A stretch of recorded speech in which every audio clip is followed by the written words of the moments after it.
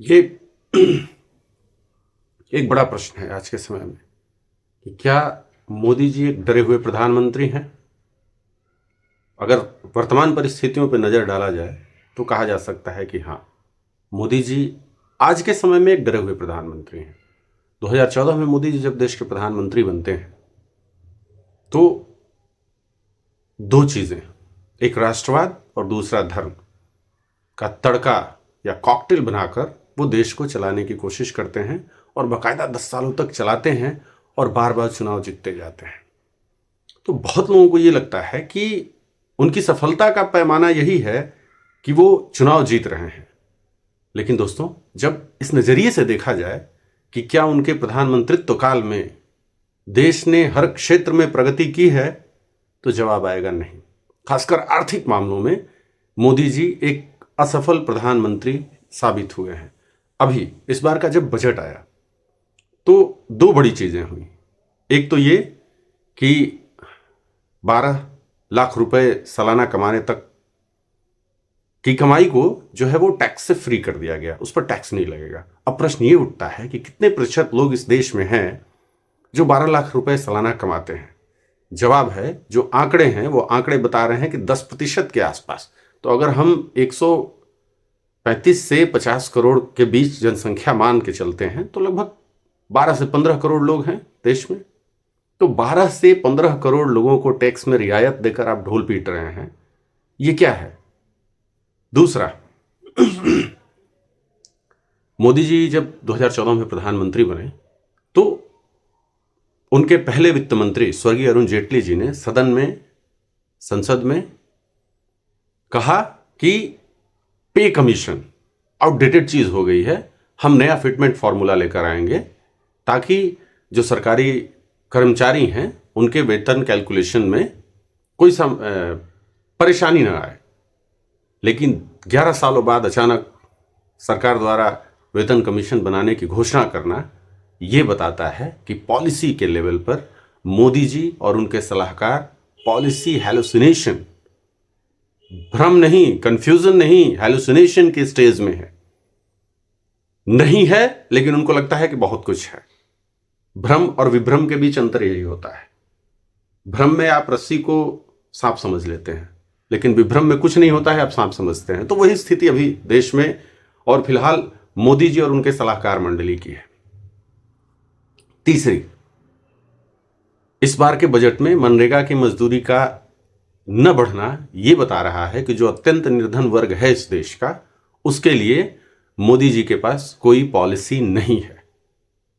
देश में अगर हम अर्थव्यवस्था को मोटे तौर पर सेक्टर्स में बांटे तो 3 सेक्टर्स होते हैं, प्राइमरी, सेकेंडरी और टर्शियरी।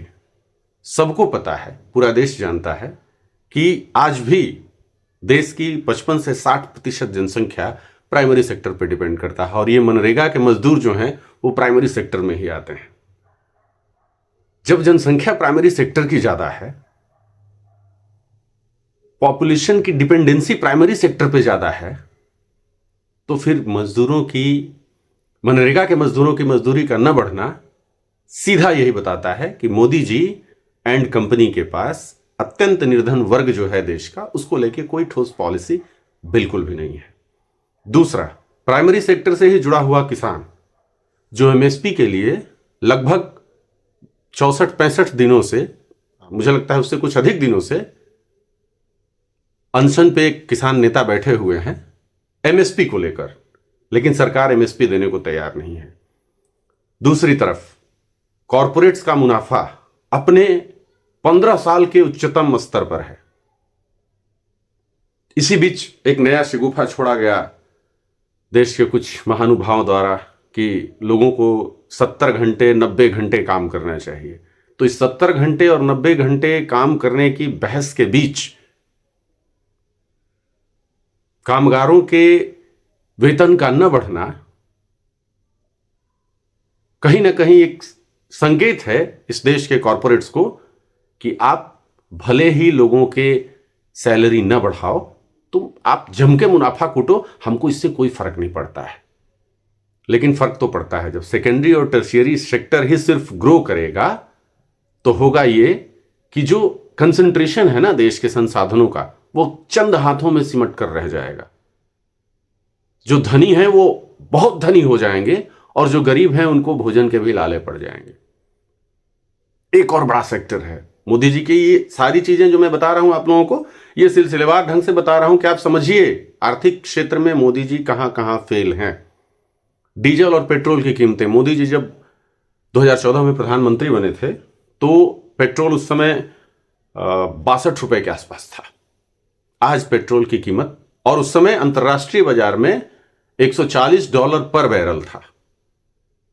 आज के डेट में अंतर्राष्ट्रीय स्तर पर पेट्रोल की कीमत जो है वो लगभग $35 से $40 पर बैरल है, लेकिन हमारे देश में पेट्रोल 108 रुपए पर लीटर मिल रहा है। और मोदी जी की सरकार का स्लोगन हुआ करता था, बहुत हुई पेट्रोल डीजल की मार, अब की बार मोदी सरकार। ध्यान रखिएगा।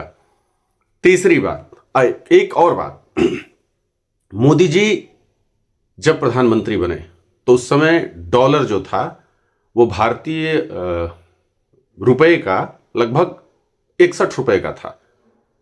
आज उस डॉलर की कीमत मोदी जी के 10 साल के प्रधानमंत्रित्व काल के बाद लगभग 87 रुपए पहुंच गई है। और मोदी जी और उनकी सलाहकार मंडली इस पर न तो कोई बात करना चाहती है और न ही ऐसे कोई ठोस कदम उठा रही है जिससे यह दिखे कि नहीं, मोदी जी भारतीय रुपए के गिरते मूल्य को लेकर चिंतित हैं।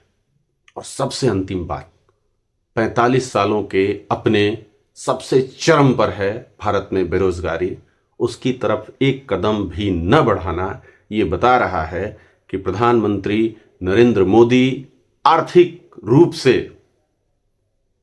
एक असफल ही नहीं, असफलतम प्रधानमंत्री के शुमार में शामिल हैं।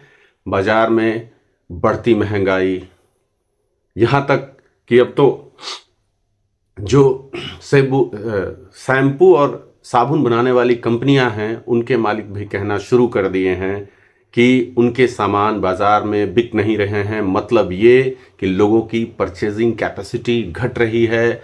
बहुत सारे आर्थिक विशेषज्ञ हैं जो देश में आर्थिक मंदी के आने की आहट की पुष्टि कर रहे हैं कि हो सकता है आने वाले समय में भारत में एक भयानक आर्थिक मंदी आए। और आज ही अगर मोदी जी और उनके सलाहकार मंडली ने अपने मानसिक दिवालियेपन से बाहर निकलते हुए ठोस कदम नहीं उठाए तो यकीनी तौर पर देश के सामने एक बड़ा आर्थिक संकट आने जा रहा है। ईश्वर करे कि हम उस संकट में न जाएं, लेकिन इसके लिए मोदी जी और उनकी सलाहकार मंडली को आर्थिक क्षेत्र में कुछ बेहतर कदम उठाने होंगे। बहुत बहुत धन्यवाद।